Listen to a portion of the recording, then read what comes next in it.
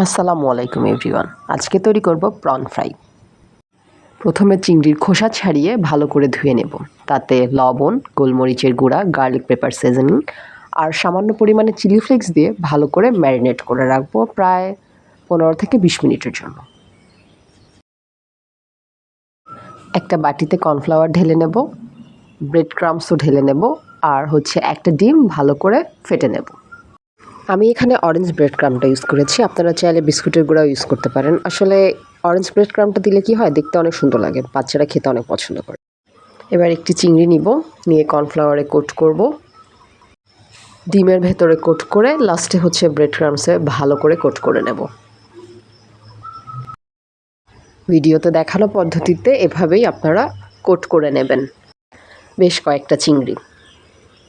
আপনারা চাইলে এই অবস্থাতেই সংরক্ষণ করতে পারেন, একটা জিপলক ব্যাগে ভরে আপনারা ফ্রিজে রেখে দিতে পারেন। যখন আপনাদের মেহমান আসবে বা বাচ্চাদের টিফিন দিতে হবে তখন আপনারা ঝটপট বের করে ভেজে নিতে পারেন। এবার গরম তেলে একটা একটা করে চিংড়ি ছেড়ে দেব।